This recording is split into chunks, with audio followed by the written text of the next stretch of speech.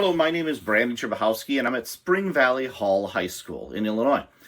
And I'm at a program that 13 years ago had 3 students in the band, about 12 students in the chorus, and at that time it wasn't even called chorus, it was Adventures in Musical Theater. We changed that.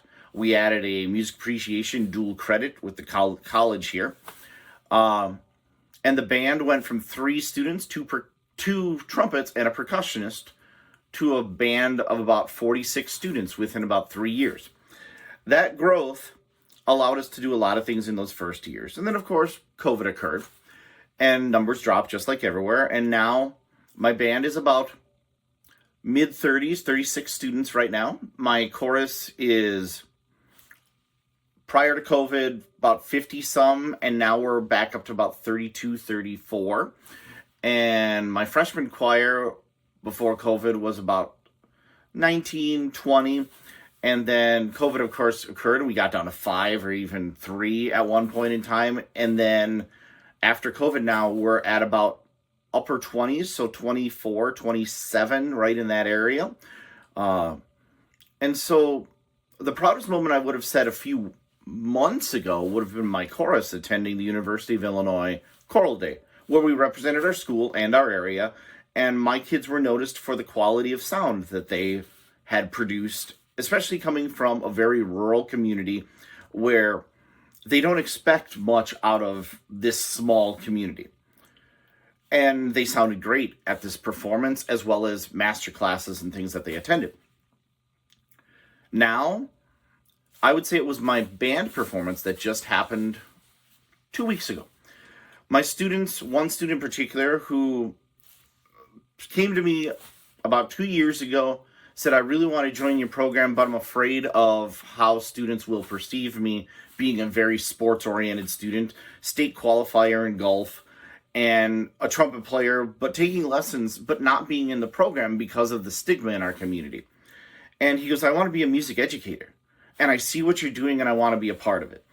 So he actually went to a concert last semester. He heard Holst's First Suite in E-flat and came back and said, I want to play this. And so we read it in class, and the students liked all of it, except for the second movement. That was the hardest movement for them, mainly because of counting, but they knew they had some work to do. So I said, look, I'm willing to do this piece, but you got to do some prep. And so they took a lot of time where they would come in during study halls. They would come in before school, after school, study their parts, study with others, practice with others, work together, take pride in what they were doing, and not only as an individual, but as a group, helping the freshmen, helping the sophomores if they're upperclassmen, and helping each other, even if they're upperclassmen, to be better at what they've done. That was my proudest moment when that performance occurred, and I did have to add some color instruments where they had friends from other high schools who played bass clarinet and bass trombone, and they talked to their friends, and I was able to borrow them. And it was rather nice to have those different instruments because it's something that I just don't have yet. But my kids took it and ran with it. And we performed very well. It was one of those moments where, is this going to work? Is this not going to work? And when we performed, it was amazing. Normally I would be like, okay, a critic of what we do and what we are accomplishing, because you take a performance and then you critique it, then you perfect it for the next one and the next one and the next one. But this was one of those that they built something to a certain point, and now what do you do after this that can continue the growth that these students have done? And through all the challenges from the last 13 years all the way to this point, this has been amazing growth, and now I'm looking forward to what can become of this program.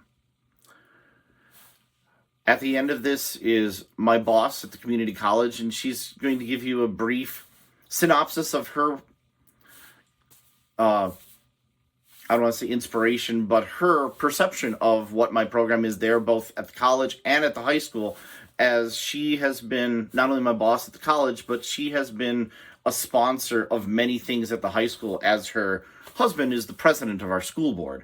And so she has a very unique perception. And her name is Tracy Morris, president of Illinois Valley Community College. I thank you for your consideration for this award and hope you have a great day.